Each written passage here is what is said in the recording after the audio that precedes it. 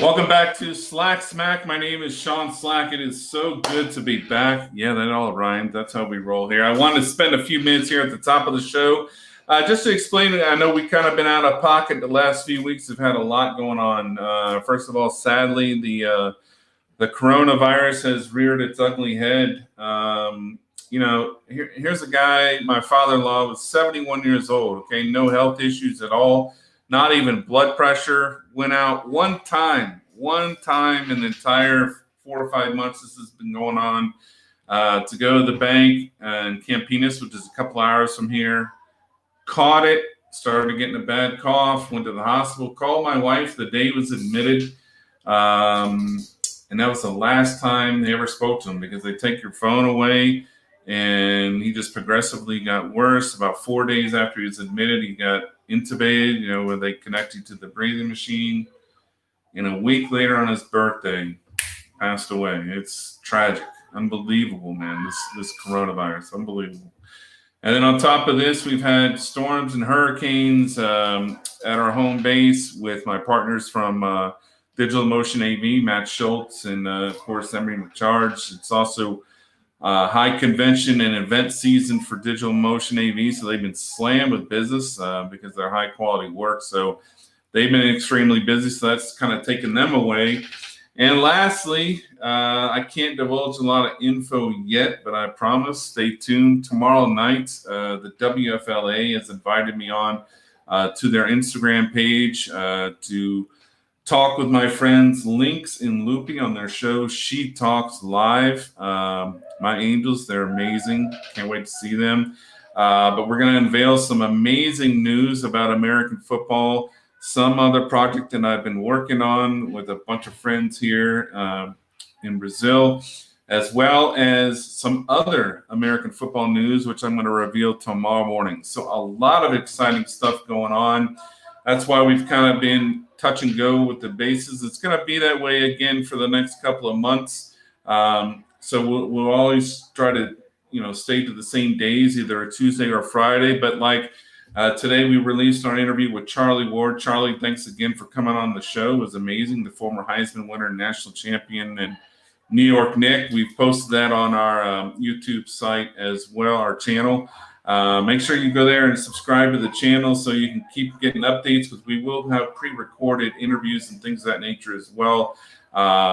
And we just kind of plug it in there. So it's a lot of fun. Now, speaking of American football, I'm going to touch base on a few things real quick because the season has finally kicked off. My Buccaneers, wow, man, you haters really came out fast and furious after week one. You guys have to understand something. Look, when you got a completely brand new team, okay, you need time to gel. You need time to work together. Now, I understand that every team has to go through this. But now, in the case of the Buccaneers, when they played the Saints have pretty much had the same team for the last 4 or 5 years playing together. So their learning curve was not nearly as steep as the Bucs. I'm not making excuses, but the dumb mistakes, the errors, the jumping off sides, the stupid deal with the returning the kick, and oh my God, I just want to pull my hair out. Even last week, you saw 2 wide open passes that receivers dropped that one should have been a touchdown, one should have been at least a 30, 40-yard gain. They're slowly going to get better and better and better. That's how dangerous this team is going to be. Defensively on the backside, they still got some work to do, but their front seven can run with anybody. So looking forward to seeing what's going to happen with them. How about these quarterbacks in this league this year? My God, look at the talent, man. Patrick Mahomes, Lamar Jackson, Murray over in Arizona, Gardner Minshew, man, he's playing out of his ass as well. Herbert now with San Diego, Carr with the Raiders last night, and then you still got the old guard like Brady, like Breeze, like Roethlisberger. They're still playing to me. I'm telling you, the quarterbacks this year are really balling out. It's amazing to see what's happening. So, speaking of coaching, though, look, as a coach, you never like to talk about someone else's job or their livelihood, but can someone please tell me how the hell Dan Quinn from Atlanta still has a job? I mean, We're not even talking about the 28-3 collapse of the Super Bowl. Yeah, we are. Okay. Talk about the Super Bowl collapse. And then the collapse at the Cowboys game, the miracle kick. I mean, that was a complete coaching botch, period. In the paragraph. How the players don't know that you can jump on the ball and just sit there and stare. That is a complete coaching issue. That guy should be canned. If I was in Atlanta, I'd be looking for his exit visas right away. Speaking of which, look at Matt Patricia in Detroit. You get rid of Jim Caldwell, who was doing a fine job there, man. Took him to the playoffs. He had a 9-win season. And you fire him for this? I mean, Detroit hasn't done anything better. They haven't improved. They completely have wasted Matthew Stafford, who was a hell of a quarterback, but you just completely put him to pasture. And then this guy Gase with the Jets, man. I mean, not only is he trading away everybody like he did with Miami, but they look like a high school team. I mean, it's pathetic. I don't even get it one bit. So let's go back to quarterbacks though for a second. The Broncos today picked up Blake Bortles from the Rams, but he's also from where? Yeah, man, you know, the University of Central Florida, my old team. Mr. Bortles was actually responsible for one of the biggest wins in UCF history when in 2013 they beat fifth-ranked Baylor in the Fiesta Bowl. Beat their ass. It wasn't even close. It was like 52-40 was the final, but man, that was a big win. That was amazing. So looking forward to seeing what Blake's going to do, especially with having some weapons over there. I doubt he'll play on Sunday with Tampa coming to town, but maybe, we'll see how fast they can get him in the playbook. Speaking of UCF, they got off to a big start this year with a complete thrashing of ACC Georgia Tech, 49-21. The UCF quarterback won the offensive player of the week for the entire NCAA. So hats off to him. They're currently ranked 13th and will play East Carolina this weekend. So looking forward to seeing how the Knights continue to make their case to head into the national championship, which leads us into our first guest. Kevin Smith is a star running back that played for the UCF Knights from 2004 to 2007. He had a standout college career as a Knight, becoming UCF's all-time leading rusher after just 3 seasons. He started 34 out of 36 games for the Knights, establishing new career records with 905 carries for 4864 yards. That's an over 5.37 average and 45 touchdowns. His 4864 yards ranked second in Conference USA history all time. His 180 points scored in 2007 ranked fourth on the NCAA season record chart. During his junior campaign, Smith set a major college record of 450 rushing attempts, topping the old mark of 405 carries by Marcus Allen from USC in 1981, and falling just 62 yards shy of setting the NCAA all-time season rushing record of 2628 yards by none other than Barry Sanders from Oklahoma State and, of course, the Detroit Lions. He was also a consensus All-American that year and played 5 years with the Detroit Lions as he was drafted in the 3rd round. They moved up and traded with Miami to pick him then. So it was really good to see him jump in the NFL team. So let's take a quick look at Kevin Smith.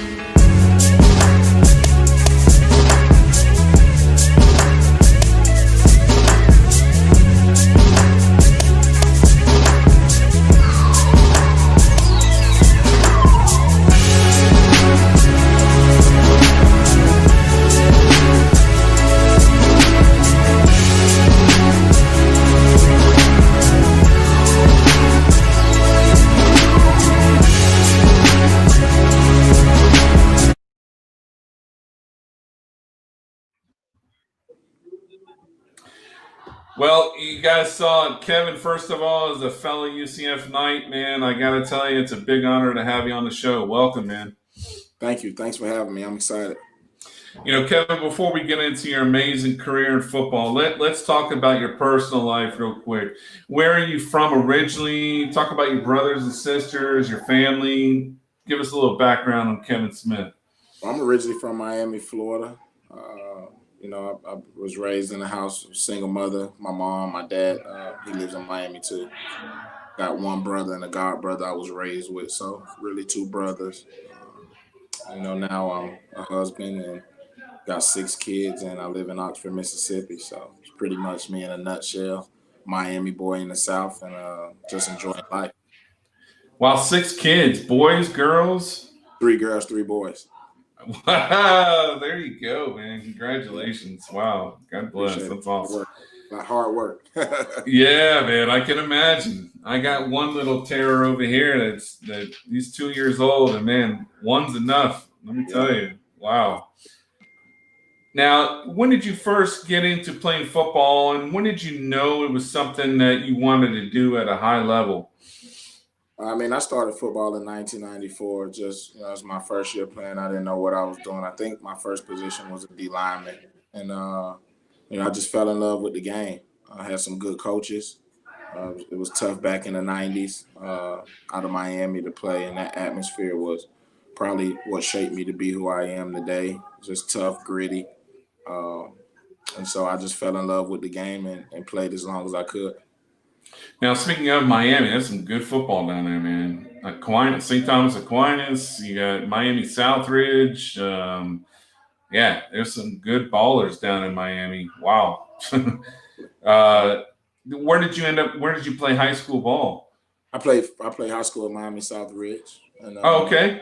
yep, ended up getting a scholarship offer from the University of Central Florida, and the rest was history. Yeah, wow. Amazing. Now, speaking of UCF, George O'Leary, man, hard nosed, old school coach. Nowadays, that's kind of frowned upon. People don't know. I mean, I know back in the day when I played at UCF, I had a hard ass as well with Gene McDowell. But, having a coach like that, you kind of have to have thick skin because they get in you, but they know what they're talking about. And he loved his running backs. He loved to run the ball. Talk about playing for Coach O'Leary. I mean, he was everything that I could have dreamed of as a coach. I mean, he was a father figure. He was hard nosed, but he taught you everything that you want to be in life. Taught you how to be a pro on and off the field, and and in those times, that's definitely what I needed. I don't know if had I had the same talent, but kind of being in this culture, if I would have been able to to pan out to be successful, just because there's a lot of things, there's a lot of distractions, and one of the things that George allowed his players to do was to stay focused, put the team first. I always tell my players now that I never played with my name on the back of my jersey. We didn't have names on the back of our jerseys, but everybody at the bounce house knew exactly who I was. So that was just kind of that was kind of the culture, and it worked for me. I love George. We got inducted to the Hall of Fame together at UCF. Ah, Uh, I'm in constant contact with him, always checking on him and his wife, Miss Sharon, and I love him forever. that's amazing. You had an amazing career there. I was at the Conference USA title game. I remember it like it was yesterday. You had a great game. I saw a lot of your games on TV as well. I remember, I think it was NC State where you ripped off an 80-yarder right at the beginning of the game, and that was the kickoff. That was an amazing season. What was it like opening the new stadium, opening the bounce house, and helping take UCF to the next level? And do you feel a huge sense of pride, as we all do, watching them now in they're regularly in the national conversation?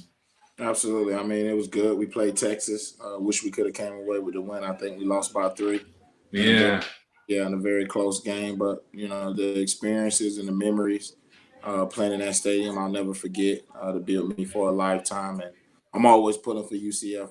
Even though I've coached against them twice, they beat us twice. But as an alum, my heart's always going to be with UCF. So I wish them nothing but success.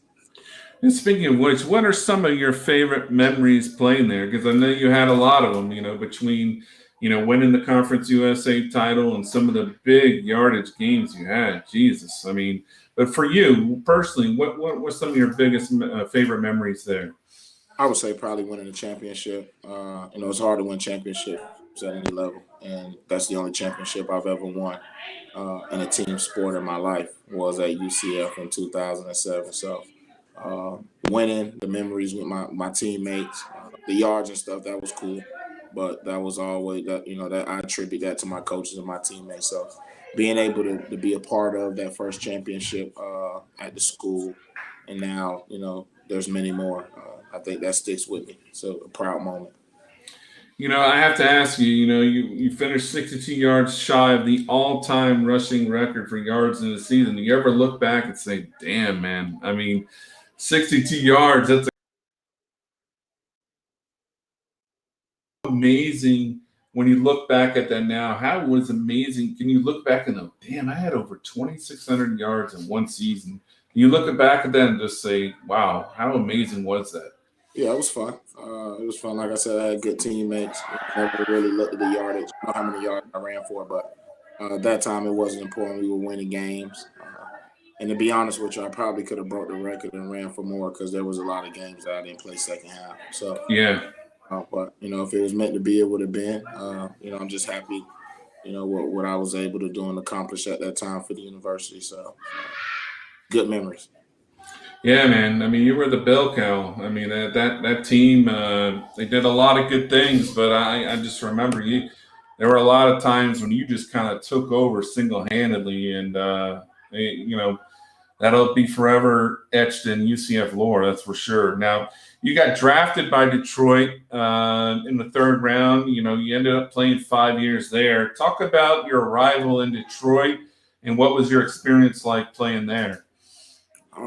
It was always Green Bay Packers and the Minnesota Vikings in terms of rivalry. I mean, pretty much everybody in NFC North. But I did. The city of Detroit's amazing. Loved my time in Detroit. My teammates, Stafford and Calvin and Sue, uh, and Dan Orlowski and uh, Louis Delmas, and I can go on and on. Dante Culpepper.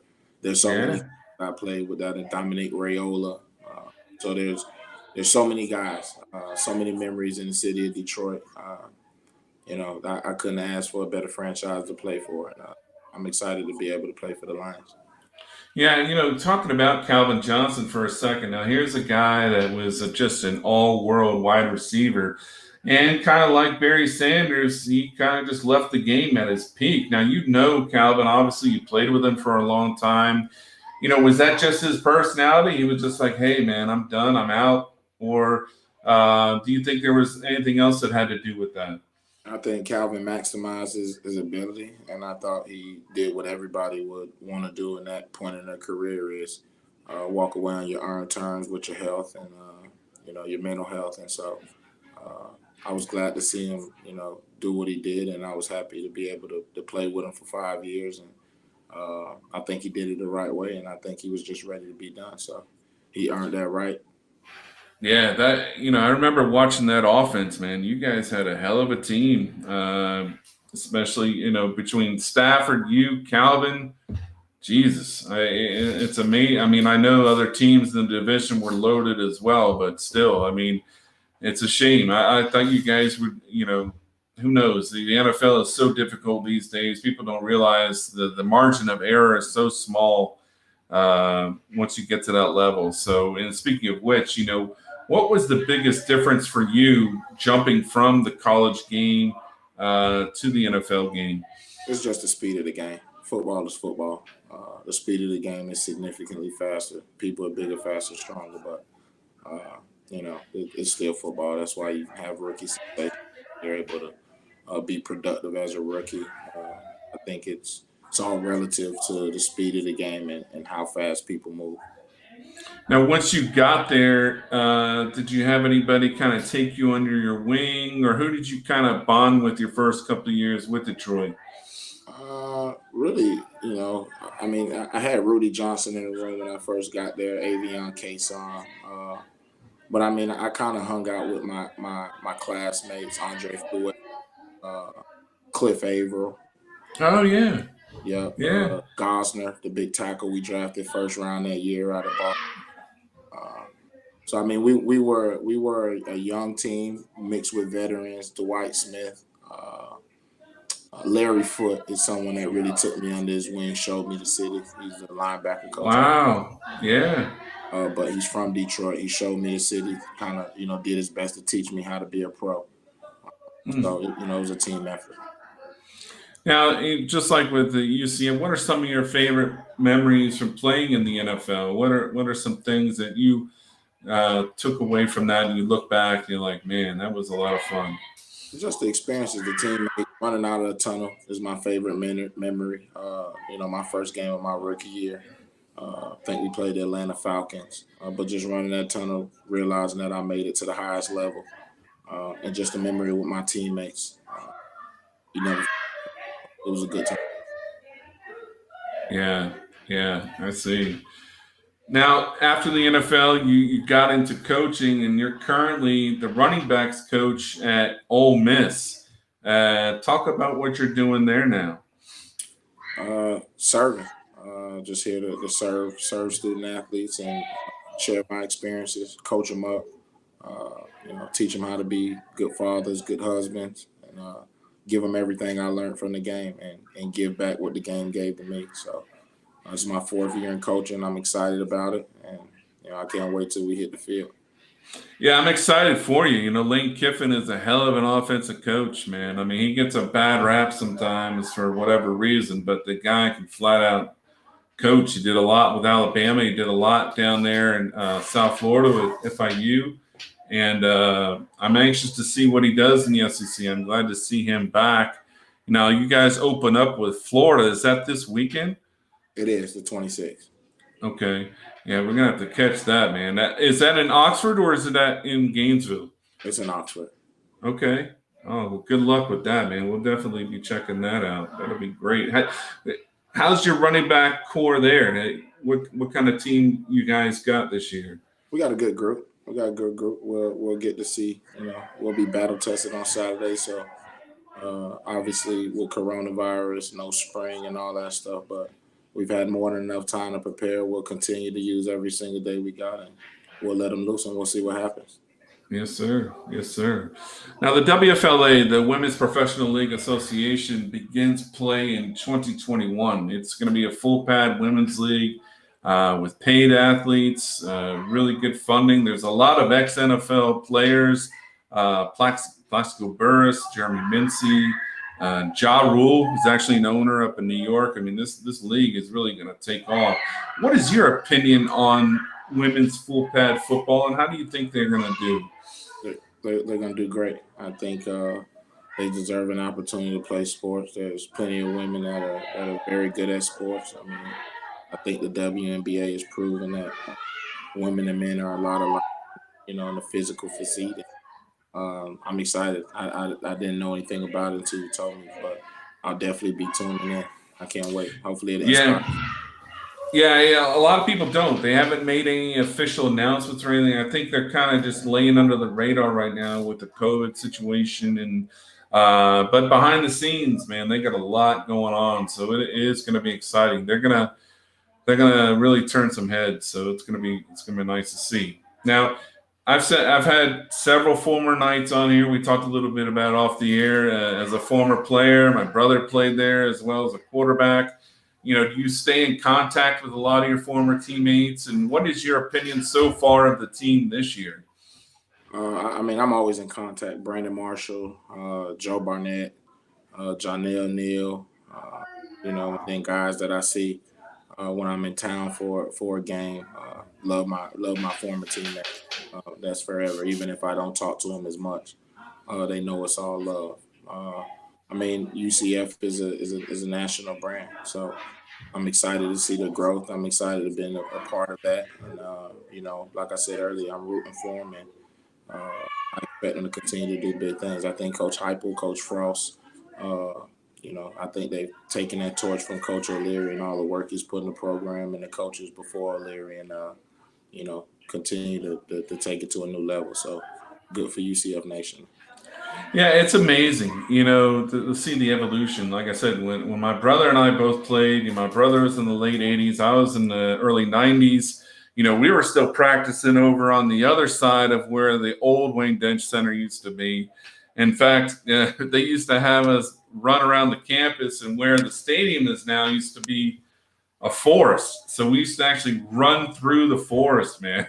If you can believe it, that's how they had us training, conditioning, and stuff. So now to see the amazing facilities they got with the indoor facility, the stadium, the weight room is ridiculous. I mean, it's amazing to see the evolution. So I'm really excited for them. And man, Brandon Marshall, if you're listening tonight, I think you are, man. I've been blowing up your Instagram and your email. We definitely want to have you on this show. So one of my partners here in Brazil is a huge Brandon Marshall fan. Oh, my God. So, man, we'll have to talk about that, Kevin. We want to get him on here for sure.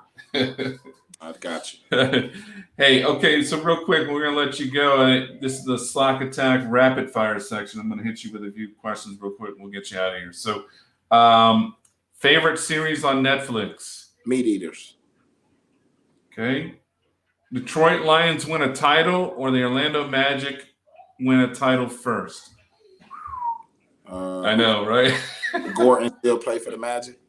Yeah, man. They're probably a couple pieces away. I'll go Orlando Magic. Okay.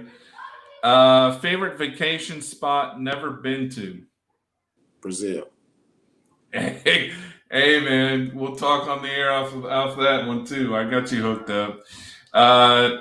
Xbox or PlayStation? Xbox. That's the man. There you go.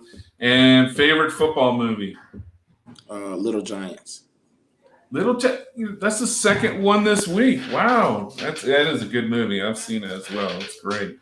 Well, listen, Kevin, man, it's been a pleasure.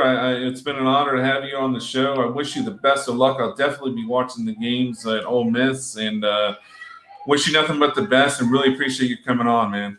Thank you. Thanks for having me. You guys enjoy. All right. Take care. All righty. Yeah, it's always a pleasure to speak with, man, what a hell of an athlete.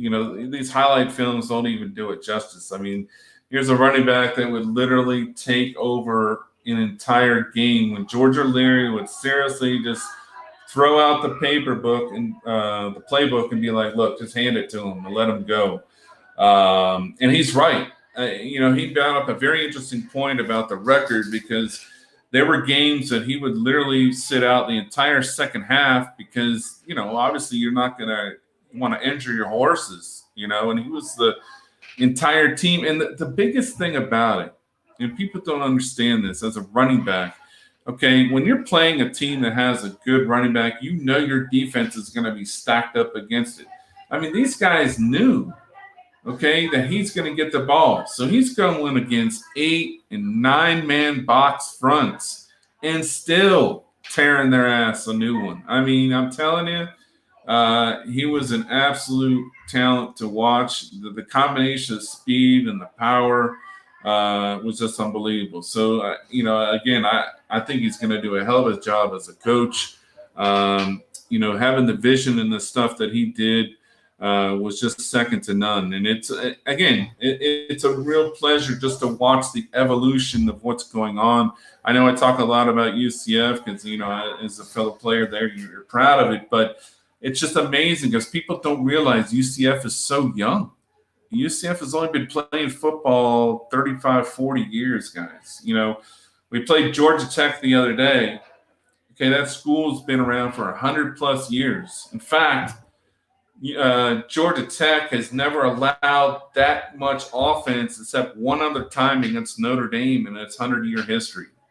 Okay, so do the math on that. So it's really something to see, and I wish those guys the best of luck. And yes, definitely want to get Brandon Marshall on here, man. It would be awesome. But man, special thanks to Kevin. It was really a thrill to have him on here. Now, our next guest is an American football encyclopedia. I actually first met Paula Ivoglo discussing a football seminar I was planning on giving. We met at Congonhas Airport, as she remembers, at the Starbucks here in Sao Paulo. She was always willing to participate in any events. I had a couple different projects I was trying to get started, but never could. And she's a super sharp woman. Wow. She worked in IT for a while before creating NFL Bolsa, which is her website and her social media platform. In that package that talks about American football. And this caught the eye of ESPN Brazil, who then brought her on, and she became the first female NFL commentator for the network. She's an avid Patriots fan still, but still loves Brady. But let's take a quick look at one of Paula's videos. O sistema Coach to Players, ou seja, o técnico para jogadores, permite que membros da comissão técnica se comuniquem com o quarterback em campo para dar orientações de jogadas através de um fone em seu capacete. A comunicação começa assim que uma descida é finalizada e é cortada quando falta 15 segundos no relógio para o snap. Cada time, ataque e defesa, pode ter apenas um jogador em campo com essa permissão. Na sideline são 3. Para jogadores que atuam como quarterback, wide receiver, vide Taysom Hill dos Saints ou Lamar Jackson dos Ravens, eles devem ter 2 capacetes para eles, um com microfone, outro sem. O jogador que tiver o sistema em seu capacete deve usar um adesivo indicando, e seu nome deve constar no relatório que vai para o juiz antes da partida com no mínimo 1h30 de antecedência do kickoff. Se o jogador esquecer de avisar se tiver alguma mudança, penalidade de 5 jardas, uma penalidade de substituição ilegal.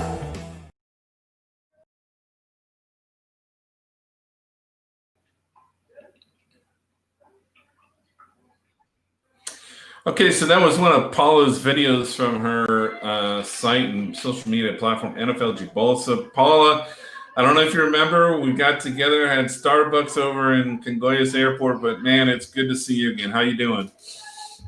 I'm fine. And of course, I remember that it was really nice. In between flights and between travel, we were able to arrange a meeting. It was really nice. Now, Paula, let's begin. Let's talk a bit about your personal life. You know, where are you from originally and your family, so on and so forth?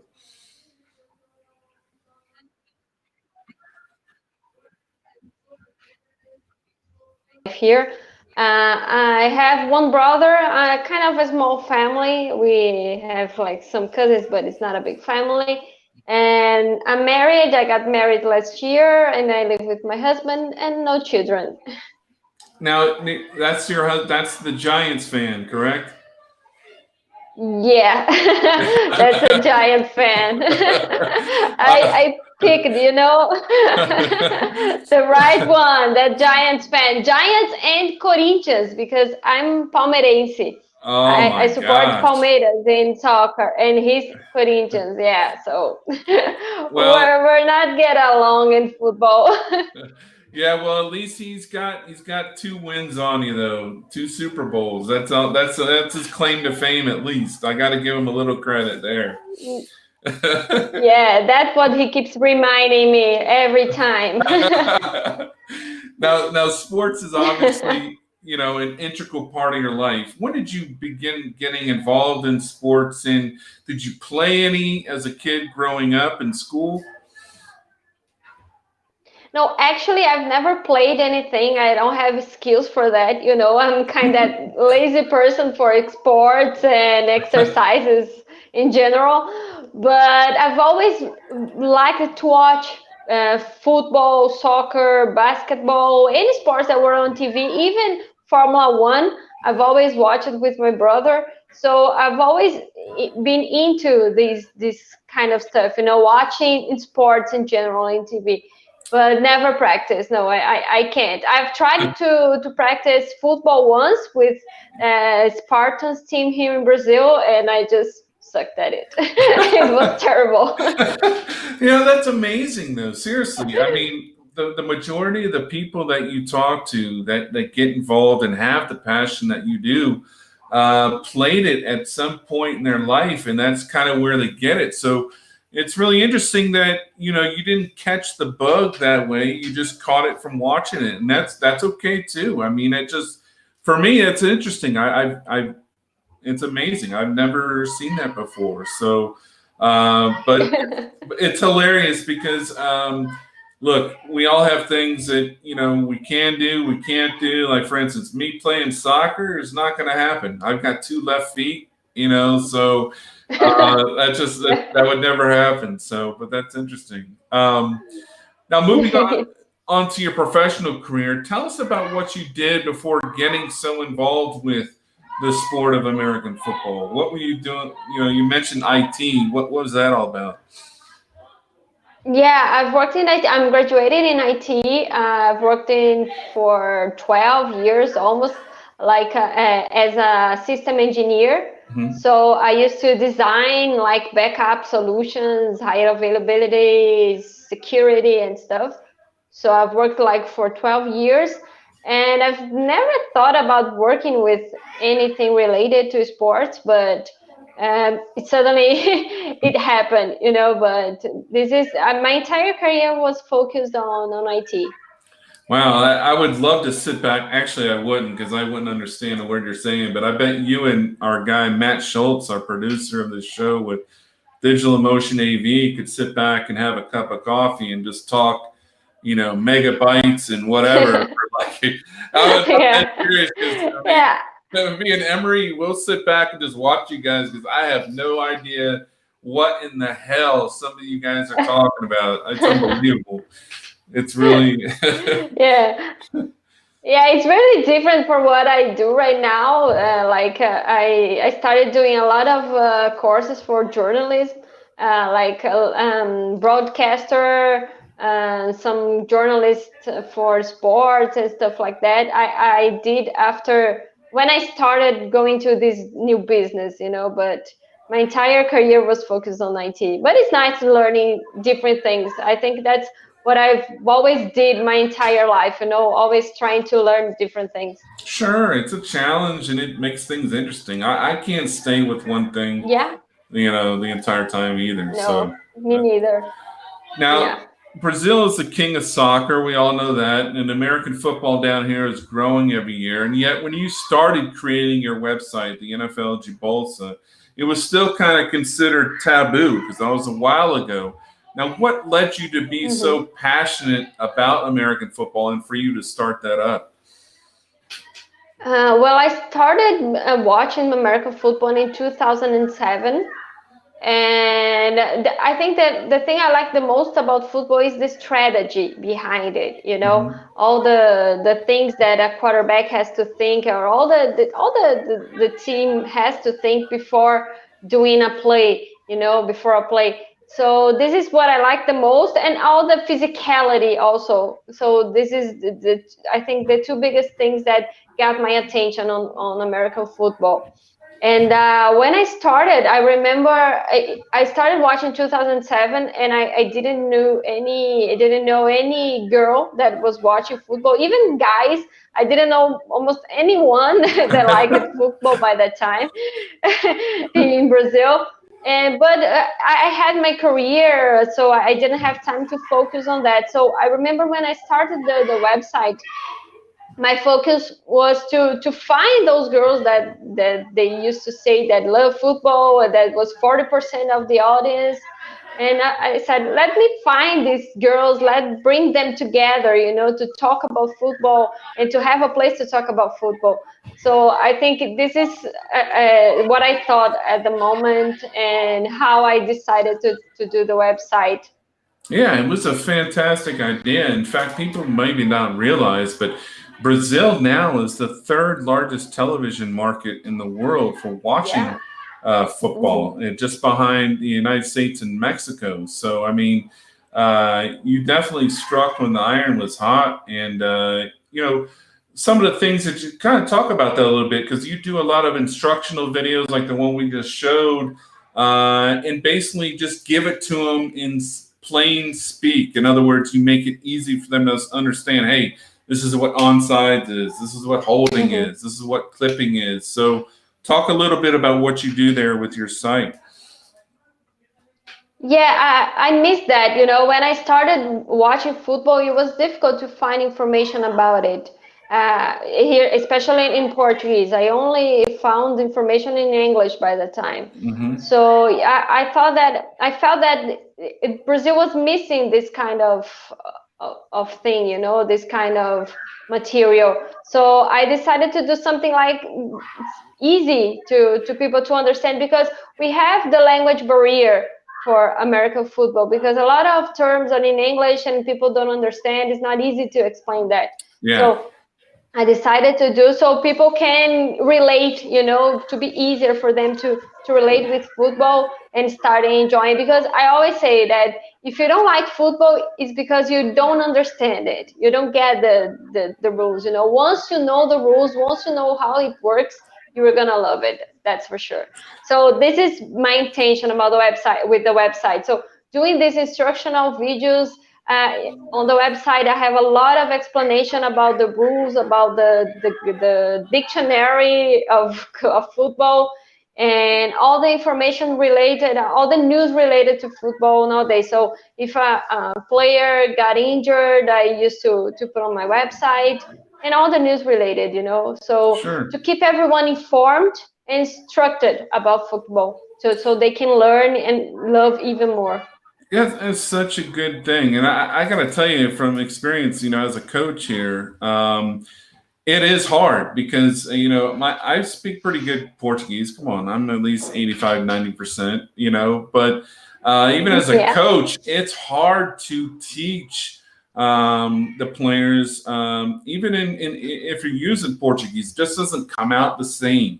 So if I'm telling them, hey, Yeah. you need to step 6 inches, you need to punch with your left hand, you need to, you know, a lot of different things, a lot of intricate things with the fundamentals of the game.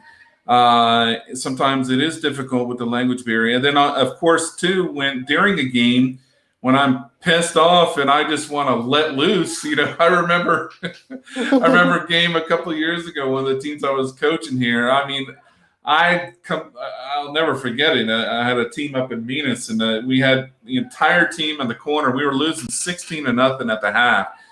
And the way that the fields are set up here, the sideline was really close to like a gated area. So the fans were like kind of like right there. So I go and I just lay into the team because basically they were just being lazy. They weren't playing hard. And I'm just F this, F that. Everything is in English because, you know, I'm trying to, you know, tell them in Portuguese, but it's coming out like English. And I'm like, God damn. But they got it. They understood. We actually came back and won in overtime. But I just remember kind of looking at the side, and there's people standing there. Brazilians are looking at me like, what the hell is this guy doing?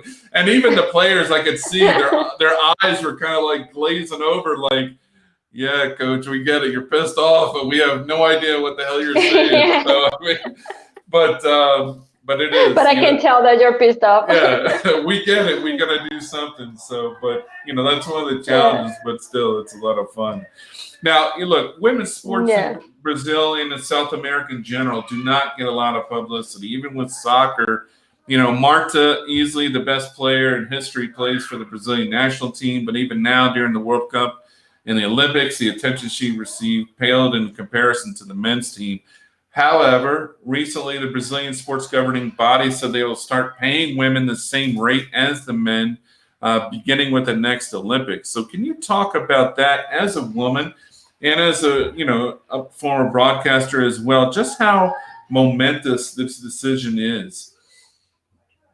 Yeah, I think that's a milestone that we're reaching. Like, I think this is so important because I used to say that I actually have some kind of lecture that sometimes I present some people that girls are not that influenced since they are little to get into the sports. So once they try to do it, they don't have that space, they don't have that motivation. And now if this happens, if we have these incentives and the girls are paying equal like the men, like they're going to get more attention, and they're going to be more influenced by parents to get into the sports, you know, because I think everything comes from when you're little, you know, and you start working into it.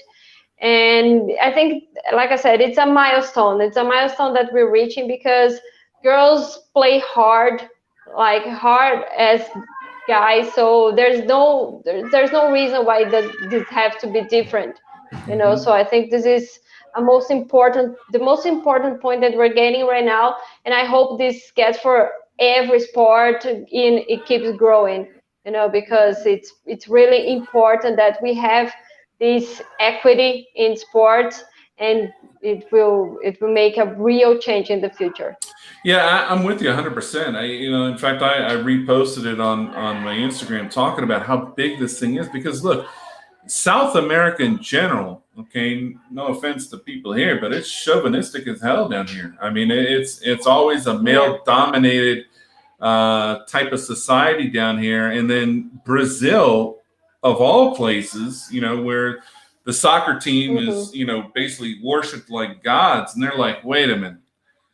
Okay, now we're going to do this. That was a big, big move. And, I was really Yeah. happy to see that because, the United States is a big argument right now between the U.S. women's team, who is just unbelievable, and the U.S. men's team, talking about the same type of thing. They should have equal pay.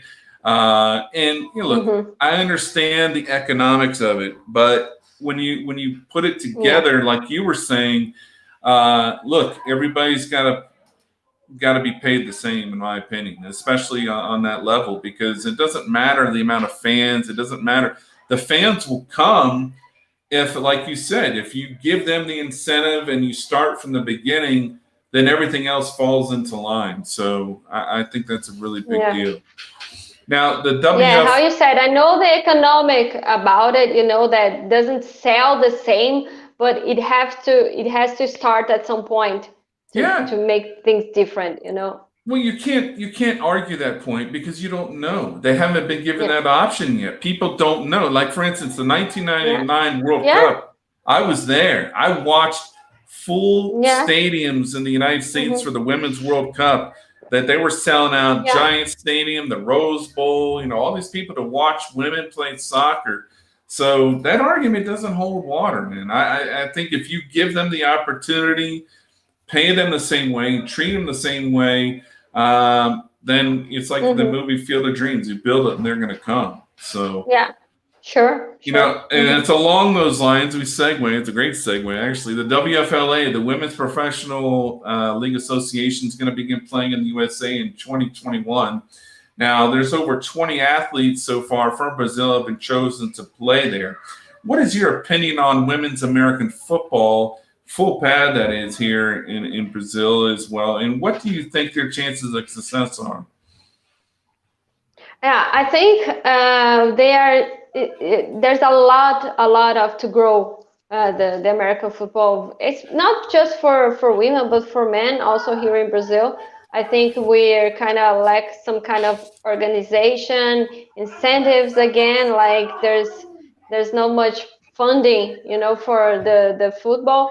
But I think it's just a matter of time. Like everything has its beginning, you know. So I think we're getting like small steps, but I think in the future this is going to be huge. I'm not saying like 2 3 years, but I think 10 years from now we're going to have something really solid here in Brazil, even for American football, for men or women.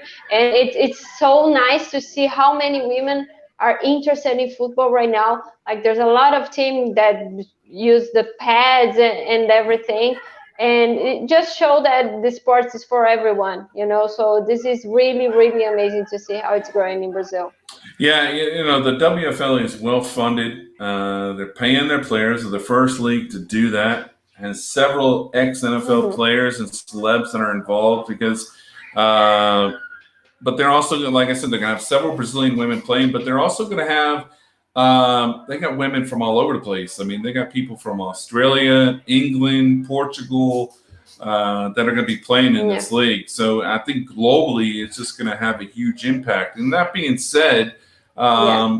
you think ESPN or another network of some sort will pick them up down here and broadcast some of these games? Mm, I'm not sure. I'm not sure because everything is not regular, not normal this year. So I don't know if it's gonna happen, but maybe I think if they see that potential, maybe I think in the future they will, because they broadcast some games from Brazil last year.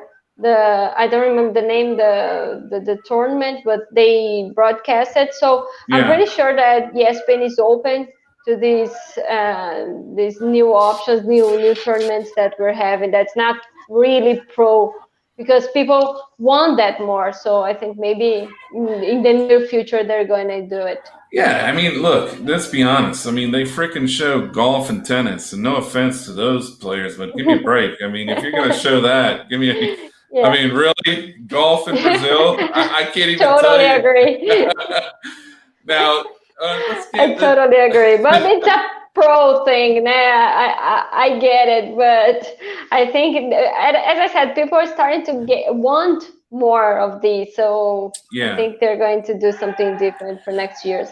Yeah, and look, I think going back on that topic real quick, because now that you see, one of the things you talk about is incentivizing the players and such. Now Brazilians have a pathway to have an opportunity to play in the United States, which is a big deal. I mean, these Yeah. ladies that are going to, Mm-hmm. I've had a lot of them on my show. A lot of them I do stuff with here in Brazil. It's a real big deal to, hey, I'm going to play professional football and get paid and so on and so forth. So I'm excited because, like I said, I know the CEO well. Lupi Lynx is amazing as well. They're gonna do some big things next year. So I'm really looking forward to seeing, because these girls can play, man. That's the other thing that gets lost in the conversation is they've sent me highlights. They've sent, for their interviews and photos, and man, they knock the hell out of each other. I mean, and they can flat out play. And you interview a girl, they come onto the show. They always got their makeup done and their hair done. They're always, because they're going in an interview and you're looking at them like, man, did you really just do that? I mean, some of these girls come on and they say it. They I think when I had Paula Chiarochi on here, I had Fernanda Pizan. I was like, man, what is the thing that you look forward to know? And they're both like, I just want to knock the hell out of somebody. I'm like, what? I'm not expecting. I'm thinking, okay, I want to score a touchdown, or do something like that. So, no, I want to beat somebody's ass. I'm like, whoa, okay. Yeah.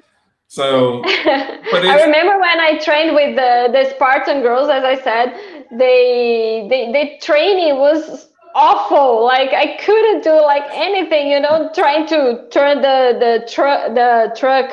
I forgot the name, sorry, but it was terrible. It was so intense, and they wanted me to play with them. I said, no, they're gonna cut me in the half. Like, no way I'm gonna play with them.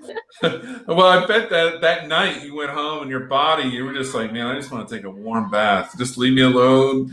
Give me some wine and just it's like I heard something that I don't even know is there anymore, because it's funny because I get that now. I'm 48 years old. I played football almost 30 years, but I still find places that can hurt now that I don't even know existed. Like, behind your knee, underneath your toe. It's like just finding new ways as I get older to have new pain. So it's crazy. Now, real quick, before I let you go, we got to talk some football. Tom Brady, your ex, no offense to your husband, but he's moved on to Tampa. Yeah. New England looked pretty solid against the Seahawks the other day, but it's clear this offense for New England is missing something. Now, it's my opinion, I've expressed it on here, that they're really looking one-dimensional. I think once you shut down the run with Cam Newton, they're going to struggle. What do you think New England's going to do this year? And then we'll get into Tampa next. Yeah, no, I definitely agree that we need more weapons. If you double team Edelman, he's a really good receiver, but once you double team him, it gets difficult to get some space up there. So, and of course, if you stop the running game, so you're done. I'm really like what I saw from Cam Newton. I didn't thought that he was going to be that, not good, but he's better than I thought. I don't know if it's really healthy. I don't know if he's going to keep healthy. So I think this is the major problems around him. But the thing I was more concerned was about the defense, because we lost a lot of Yeah. the key guys from the defense. So I was not sure how it's going to look, but I think they're pretty solid from these two games. I think they're okay.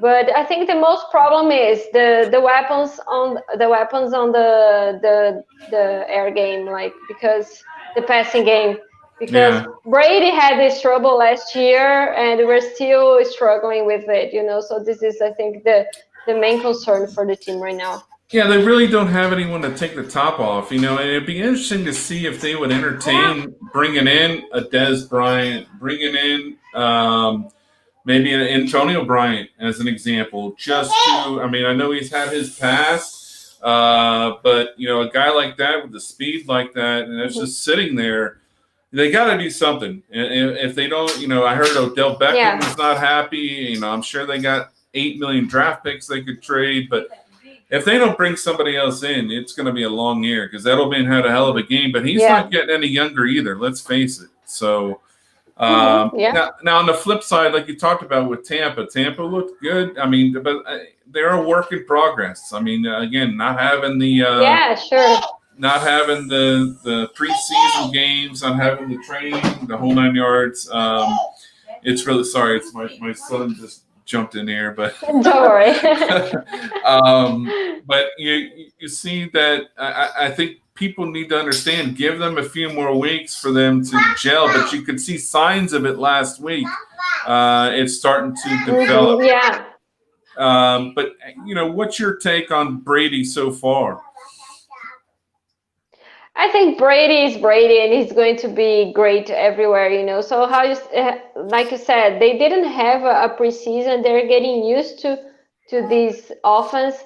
It's really difficult when you don't have time to train with everybody, to be with have that connection with everyone. We saw that the first game that he and Mike Evans were not in the same page, especially because Mike Evans were not 100%, you know. But it's really difficult. But I think if there's someone that knows how to make things work, this guy is Brady, you know. So he's going to find a way to make this work. What concerns me is like Tampa doing some stuff that sell the game, you know, like there's a lot of mistakes in the first game that they shouldn't do. So this cost the game. So this is what concerns me about the defense and about some mistakes that the team can make. Yeah. But about Brady and the offense, I think they're going to be sharp in a few weeks. You know, we're 2 weeks into the season, and so far we've had some very surprising teams rising up to the top. I mean, hell, as an example, the Raiders last night looked unbelievable, especially after that first quarter. Yeah, totally. I mean, they were talking about how much they've invested in that offensive line. It's about $52 million, but even though the fact that they were missing some pieces, man, they just took over. But, you know, there's some others as well. What are some of the storylines so far that have surprised you in the first couple weeks?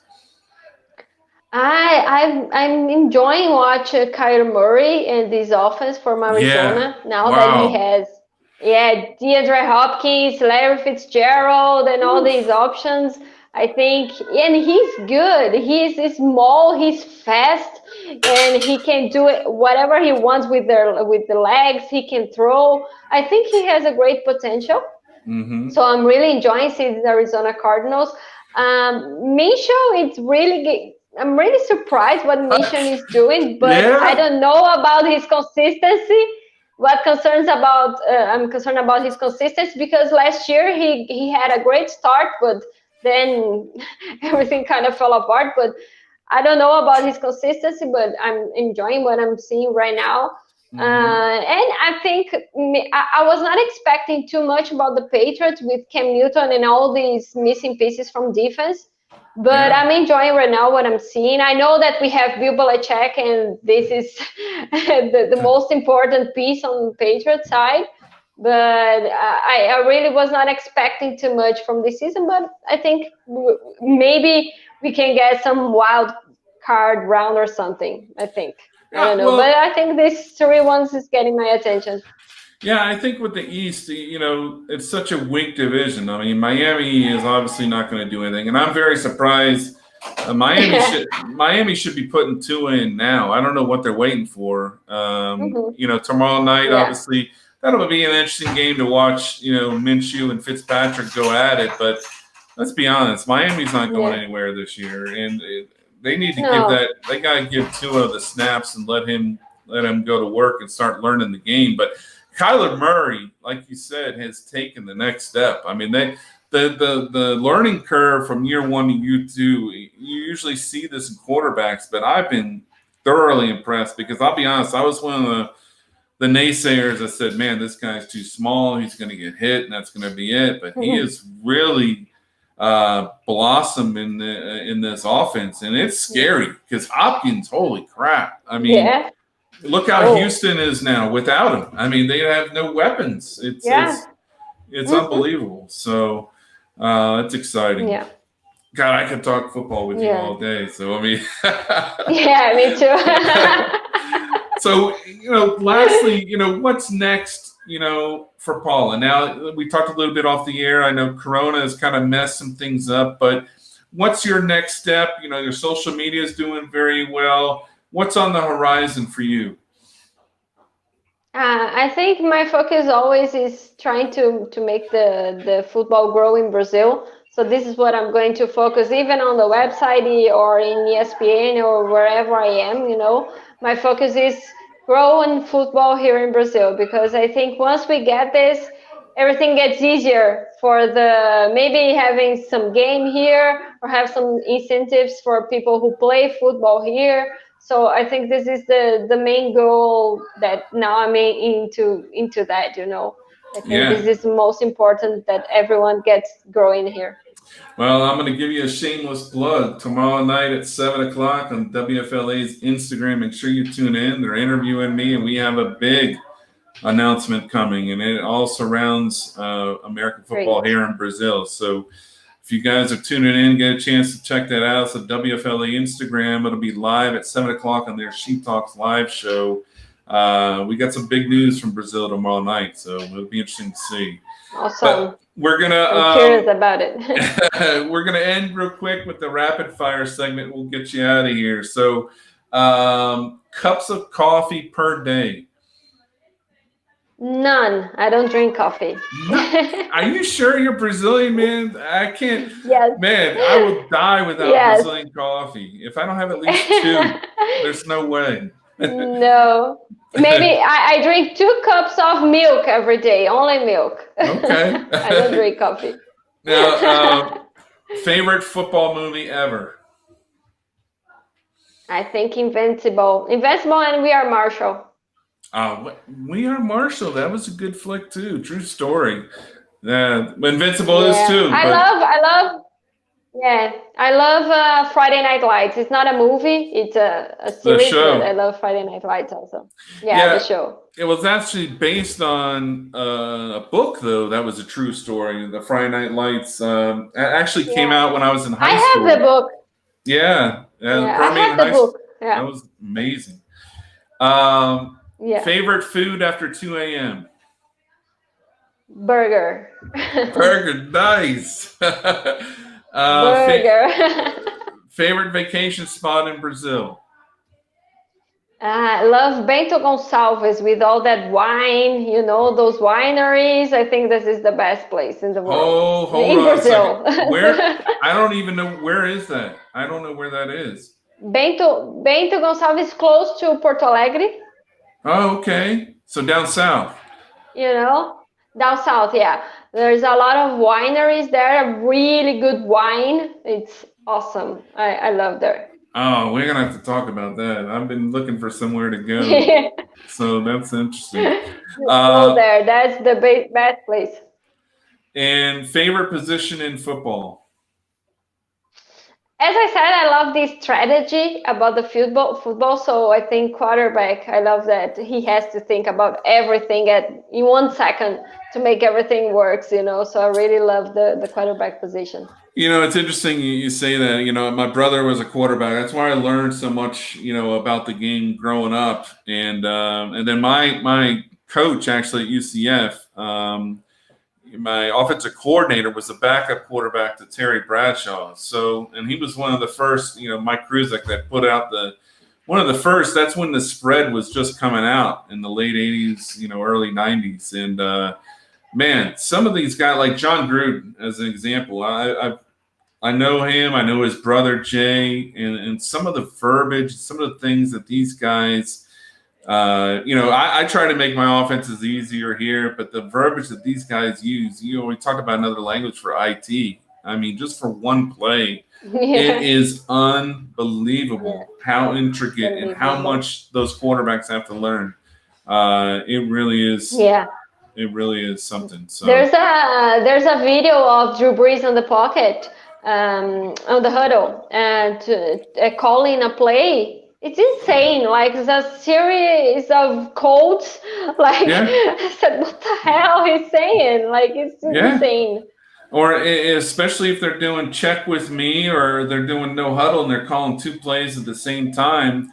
On top of which they have the audibles. They were making fun of David Carr last night because of some of his audibles include Cindy Gruden and the owner, Mark Davis's wife, as part of the audibles. So that's awesome. Yeah. Do you remember that Rex Ryan audible for Brady?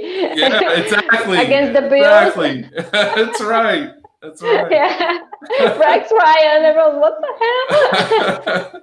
That's so funny. But well, Paula, listen, I'm glad we finally got you on. It's been a pleasure, and definitely would love to have you on again as the season progresses, because like I said, we could talk football all day long, especially after the news that'll come out tomorrow. We'll definitely want to talk some more, but really appreciate your time, and best of luck to you.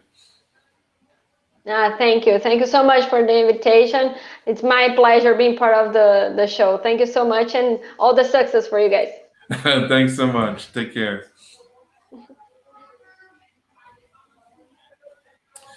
Yeah, she's amazing. I mean, anytime that I just asked, I know I've had at least 2 different projects I was working on, and Paula and Paulo Mancha, both of them, I would call them up and say, "Hey, look, I got a project I'm working on." And she's like, "Okay, yeah, whenever, I'm good." And didn't even know what the hell it was, but she was always, willing to get involved. And wow, like I said, I can talk football with her. Like I said, she's a walking encyclopedia, man. She knows her stuff, and really look forward to things getting back to normal down here. And I really wish her the best, and we'll definitely bring her on in the future and talk football, especially with a lot of things that we got going on. So, man, what a show. It was really great having her on. Kevin Smith, again, having him on was fantastic as well. I just want to remind you guys, I don't have a set schedule yet. I don't think we're going to be on this Friday, but we're in the process of setting up our next interviews. Obviously, especially with some of the different types of people that we're talking to, that kind of changes things. So we will definitely just pay attention to the Instagram and Facebook and Twitter. We'll putting out there, when we'll be back on again. Make sure you subscribe to the YouTube page. Check us out, and we'll definitely let you know what's coming up soon. So this has been Sean Slack for me, Matt Schultz back in Birmingham, Alabama, Emery McCharge as well. Digital Motion AV doing their thing. We really appreciate you, and we'll see you next time.